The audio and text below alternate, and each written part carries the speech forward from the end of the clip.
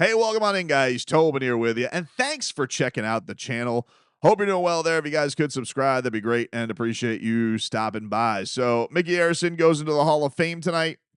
Miami Heat owner.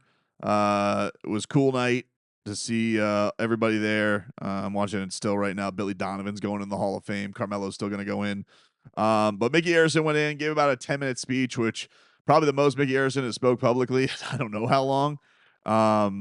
But I thought gave a pretty goosey speech. I thought that, hit the notes of everything in the organization in a nice way. Very deflective in his style, giving a lot of credit to everybody else. And he starts off the speech and he talks about how he told his dad he didn't even want to buy the Heat, and then gets to the point where he takes over and he goes, "Oh, I'm taking over. I'm getting Pat Riley," and how Pat Riley really turned them into a Hall of Fame organization. Which, yeah, we've heard, but it is cool. We gave Pat Riley the court this year, which is a really awesome honor. And you would have hoped it would have come in a better year for the Miami Heat, but even still, what Pat means to him and everything that they've done together has been really, really cool. So Mickey started off giving love to him. Then he kind of weaved through all like the main landmarks of his ownership, going to Alonzo Mourning and how much they've won since they traded for Alonzo Mourning and everything Alonzo has done for the organization. And then he goes over to Dwayne. By the way, these were the three guys that were up there with him: Pat, Zoe, and D Wade. He said of D Wade, obviously he changed the organization forever. Greatest 4-game stretch he's ever seen in 2006, and that no matter where life takes him, that he's always going to be Heat family. And it is. I do like that. That connection has. It's felt weird, obviously, when D Wade became part of the Jazz, but it's I think been really noticeable how much he still cares about the Miami Heat in the way that he speaks about the Miami Heat in his podcast or interviews or whatever, just about how much care he's given and the connection that he's kept with the guys in the organization and for Mickey. And obviously there's been a lot of honoring of him, but I think people, look, it's weird that he's in an organization with Danny Ainge, but I think that it's cool to see the connection still there in a big, big way. And it was great to see Dwayne up there with Micky Arison. That was really cool. He gave love to Shaquille O'Neal, talking about Shaq giving roses to his mother-in-law for every game she came to, and said that he was also a great partner for Carnival Cruise Line. Chief Fun Officer. I got to go on the boat when that was launched. That was a really fun moment for me professionally, getting to interview Shaq when he became the Chief Fun Officer. I had a blast. That was a fun radio interview time. Then he makes a little jokey joke about the big three, where he goes, I think he said, when we traded for Shaq, we thought we could win. When we put the big three together, we knew we could win. Not one, not two. And then they pan to LeBron, who's kind of like laughing about it. And then he goes, I guess it was just two. It was funny. It was a good joke. Speeches need jokes. You need a little jokey joke in there. So he goes into the big three and how awesome they were, but it kind of leads into Udonis Haslem and how much he means to the organization and being a caretaker for Heat culture and for repping the Little 12, which that joke, I don't think people got that, because I guess it's an inside joke. Of course, being the other members of the big three team that were not the big three. So he led into that. Then he gave Spo his flowers. He said, following a legend's never easy, but I don't think anybody's done it better than Eric Spoelstra. And that's probably true.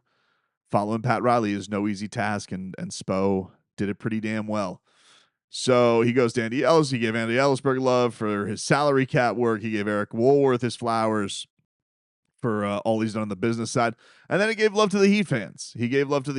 And I'll give you that clip here from the speech, but this was him giving his love to Heat Nation.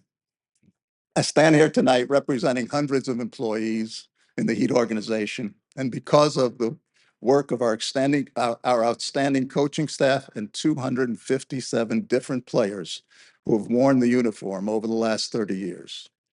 Tonight, we go into the hall together. To Heath staff, many of you have been with us for decades. Thank you. To Eric Woolworth, your leadership guiding our arena and business operations staff. Thank you to Andy Ellisberg for your dedication, expertise in the salary cap and CBA and teaching us and converting it to English for us. Your fingerprints are on every banner in the arena. To Heat Nation, you're the best fans in the league. You've supported us through every challenge. We know you are Hall of Fame fans. We work hard every year to make you proud. So there you go.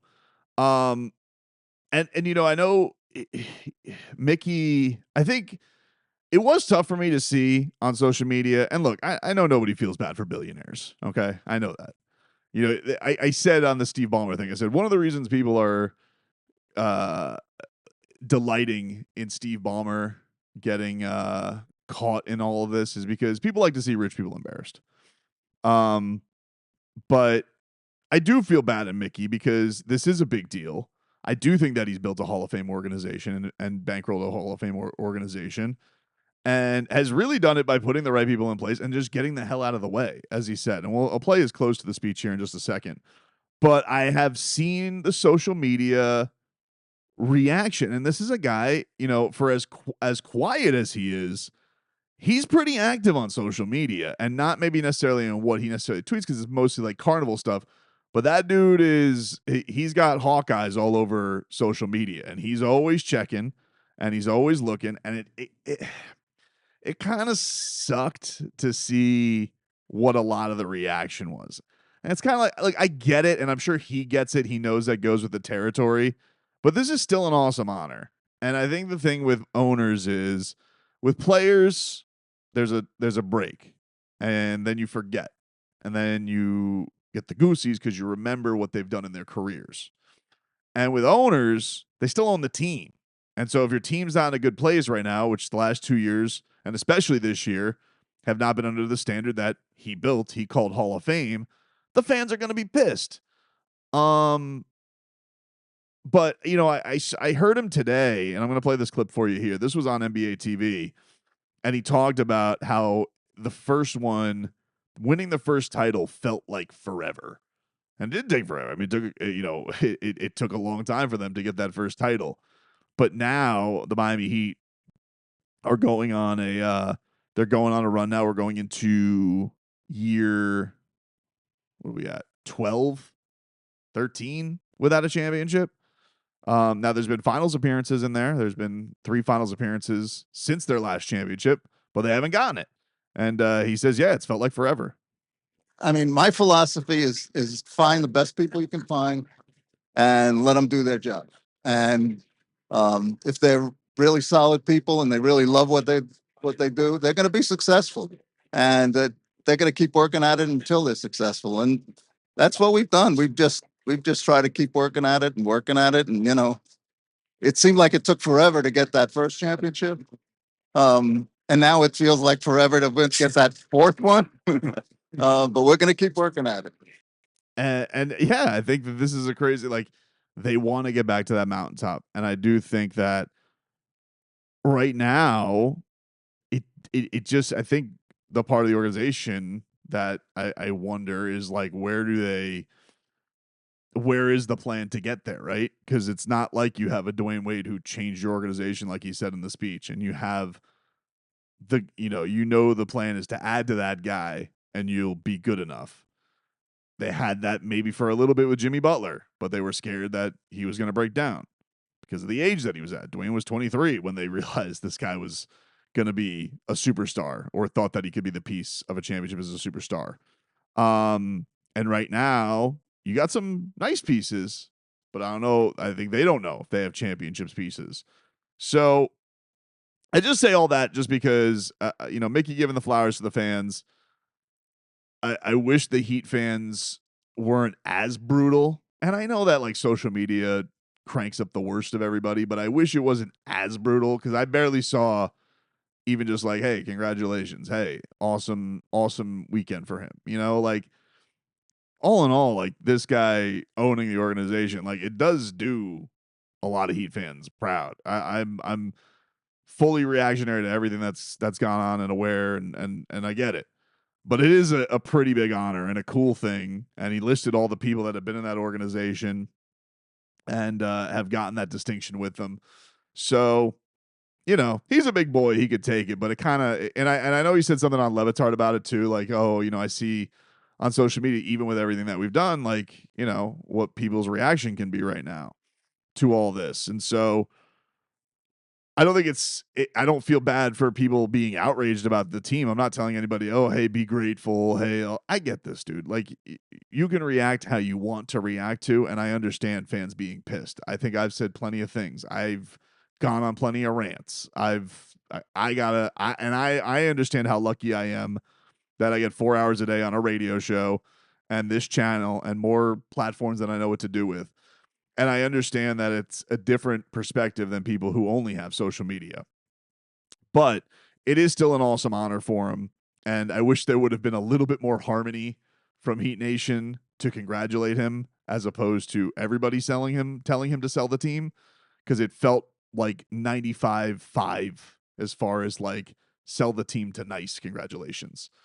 So I don't know. I thought that was a nice shout out. He gave love to his kids, his son Nick, everything Nick's done, to his wife, his daughter Kelly, his wife Madeline, and everything they've done with the organization. And then he closed the speech. And I thought this was interesting. This was how he finished it up. Going into the Hall of Fame. A good team's governor's job is to make sure the team has everything it needs, but it's never about us. It's about the coaches. It's about the players. I firmly believe team owners should rarely be heard from, so I've already spoken too long. To my fellow inductees, it's an honor to share the stage with you this weekend. We are all very different, but we share one thing. We all wanted to do the right by our teams and the people around us. I never thought that would lead to the Hall, but thank you, and go Heat. There you go. Micky Arison closing out his speech. Congratulations to him. One last little at Mark Cuban. Little shot. I see what you're doing, Mickey. I like it.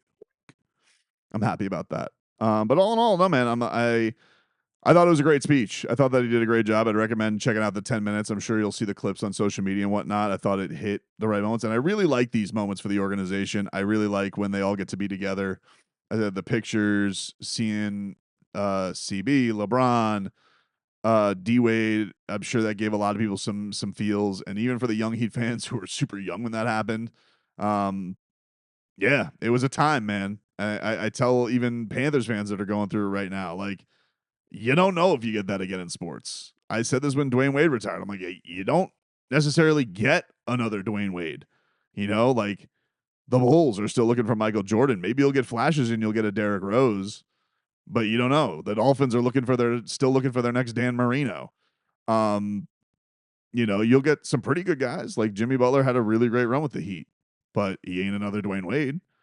So I thought that it was a nice speech. I'm happy for Mickey, happy for the organization, and I thought he knocked it out of the park. I thought it was a good night for him. So hopefully they can figure out this direction to get that fourth championship that's felt like it's taken forever, Mickey. And then you can win your first championship as a Hall of Fame inductee. But congratulations to the Heat owner. Congratulations to the Heat organization. I thought it was a really cool night.